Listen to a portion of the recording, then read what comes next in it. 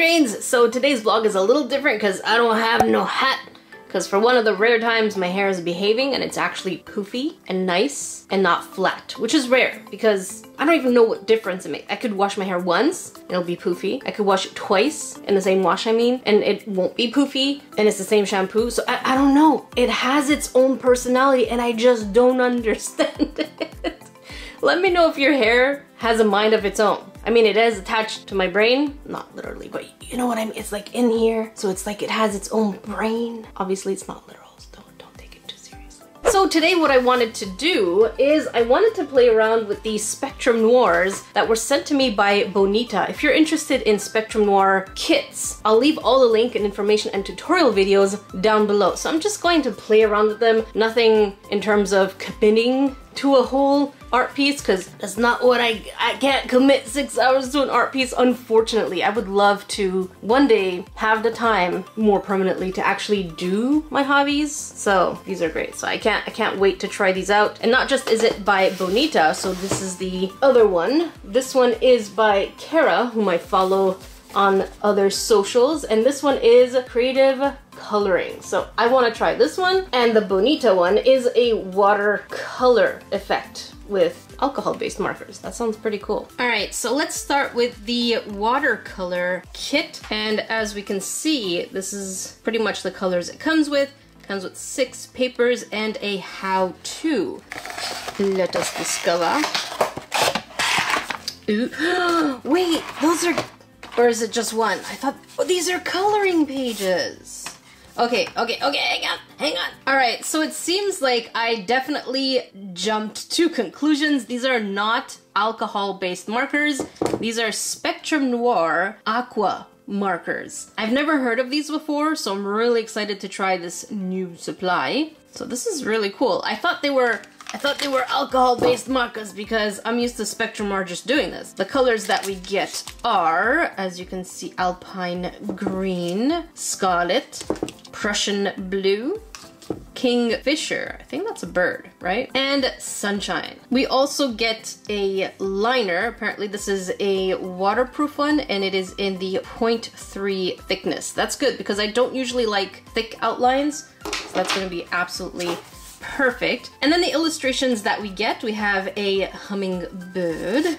We have a cute little froggy, exactly like the one in the cover. I can't wait to try this because I really hope I could do something like that. That would be really awesome. Next we have foliage, and then we get 3 blank papers in order to draw whatever we want. Camera, you need to cooperate with me. Focus, please.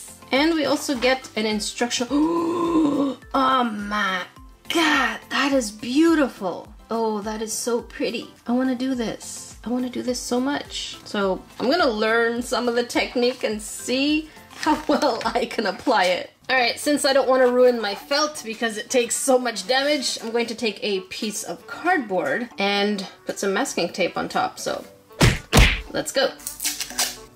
By the way, let me know if you grains have a craft or hobby or art material that you would love to use, but you feel absolutely guilty because you just don't have the time to use it. I feel that way about all my art supplies. I tend to craft a lot more than arting, and I really would like to art a lot more. So that's one of the things I feel absolutely guilty about. By the way, I didn't mention this, but the paper is quite... You can hear the thickness on this thing. So let's go ahead and swatch first, because they do say we can put it on a palette and then pretty much use it like watercolors, but I want to see what it's going to be like on the paper and then putting the water on top. So we're starting with the Prussian Blue. Let's get a little closer. Ooh, camera does not want to cooperate. I'm gonna make you cooperate. All right, and ooh, that is quite pigmented.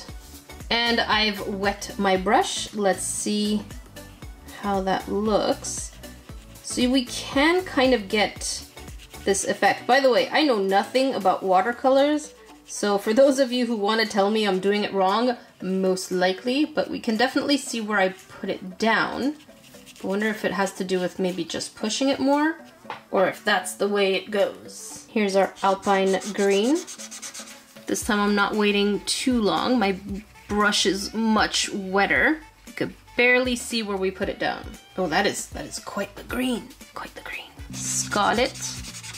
And that is definitely going to make a difference. So the longer you leave it down and the less wet your brush, you're going to see exactly where it goes, because look at that. You can barely tell where it was. Kingfisher. These colors really are pigmented by the way, and they don't feel like alcohol-based markers. They really have this smooth feel to it. Look at that. You can already blend it and get some really cool effects. Huh. All right, let's go ahead with the yellow. By the way, these markers feel very, very nice. So I don't know about other Spectrum Noir things other than the ones I tried from the Jazza box, and that already felt pretty good. And let's see what happens here. I'm just gonna kind of mix it and see what happens. It seems to work really well. I've used other watercolor pens and markers, and they were never this vibrant and pretty. So far, I have to say, Spectrum Noir, good job. This is really pretty. This actually would encourage me. Wish I had, now I want all the colors. Give me all the colors, please. This is still pretty wet, so I'm not going to use the outlining pen just yet. I drew this really derpy little dude, but before we get to that, I have a piece of plastic and we're going to try and put some of the marker on there and then pick it up.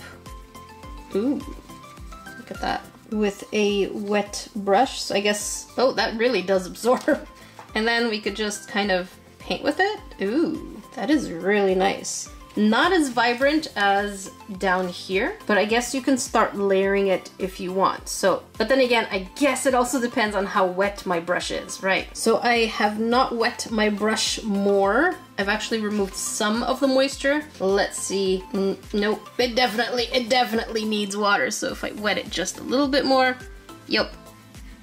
So if you want lighter colors, definitely do it in this method. But if you want darker colors, go straight on the paper. I love saturated colors, so my preferred method would most likely be this way. Did this turn brown? Look at that. There we go. I just want to fool around a little bit with this. This is not in any way an illustration that I want to take too much time with, but I just kind of want to see what I could do. I want it to be a little bit more of that splatter effect, kind of like how we saw earlier with the elephant. I have no idea how it's done. I'm pretty sure I should probably watch her tutorial video, which I'll link down below. So I'm just gonna tappa and let it do its job. And for a lighter green, I'm just gonna put it on here and see what happens when we do it on the leaf. Yeah, it is a little lighter, so we're just gonna kind of do this. For those of you cringing, just look, this is just a creative process, okay? I feel like on a day-to-day basis, we already put a lot of restriction on ourselves, so when we're doing art, there's no point in trying to limit what we should and shouldn't be doing. If you're having fun, I think that is the most important thing. I'm trying to just kind of... It almost looks like this thing is on fire. Oh no. Kind of like that. I'm trying to avoid the white parts that I want them to stay white, so we'll see how that goes. Curious what it's gonna look like when it dries up. And why not? Let's give it some yellow teeth. I don't think I'm gonna color these in. I'm just going to keep them this way just to kind of make a huge difference. Well, not huge, but at least a little difference from where the lips are. I have no idea if this shortcut's going to work. I'm going to try and make brown, but since blue and red do make purple, what would happen if I took purple instead of those two colors with yellow, and can we get brown? I guess we'll find out. So I'm gonna just take a little bit of purple and mix it in here. Maybe not enough. Not sure if that's quite, is it me or is it green? What if we take more of that? It feels like it's a green. Let's add a little more red. All right, here's our red. I think we're getting somewhere. It's like a nice coffee, reddish coffee color. Let's maybe take some of that too. And now we have a color, ooh, yes, for our pot. Again, I'm going pretty loose because I'm going to do the outline and we're gonna see what that's gonna look like. All right, you grains know that I am very curious, so I'm gonna just put a little extra water here, and then I'm gonna be a little dramatic. I'm gonna put the marker directly where the wet part is and see what happens. Oh, I don't know if they want us to do that, but you could see that we're getting more ink. I don't know if it's called ink or pigment, but you could definitely, let's see. Oh, we're definitely diluting. I don't know if it's a good idea, but I'm definitely trying it out here. That looks nice. All right, let's test out the liner. Just gonna do a very bad flower. Comes on very nicely. Now the question is it going to stay? Yeah, just don't judge. You know what? Here, don't judge my flower.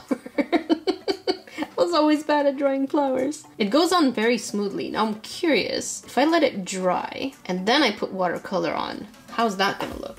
And so I went ahead and did the outline for our little plant monster thing. And I think I got a little too eager because it took a little longer for the watercolor to kind of dry out. So I had to, as you can see, the outline pen, wow, I can't talk today, was kind of dragging. So I had to stop, air it out, kind of like a fan. And then I was able to continue outlining. So obviously, wait, don't push too fast because otherwise the pen is not gonna work. And I have to admit, I really like this plant. I know I have a very peculiar style, which is kind of childish, whimsical, and also lacking technique. That's what I'm gonna call it. But I kind of like it. It's kind of cute.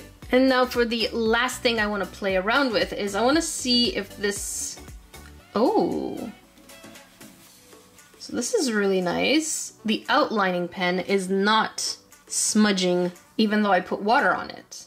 Really cool. Let's do a similar test over here. I'm just gonna put a little bit of the blue and some water. And the answer is no. Very nice. Very, very nice. And here is my playtime with the absolutely fun kit. I really did enjoy this. The pigments are beautiful, what you could do, and the possibilities are pretty limitless. I really like this. I have to say it's probably one of the better markers. Again, not sponsored, not affiliated. Just one of you grains sent it to me. Now, I would love to do this one, the creative coloring, today, but I think the video is already pretty focused on the watercolor ones. So I'm gonna do this in a separate video vlog for you grains to enjoy.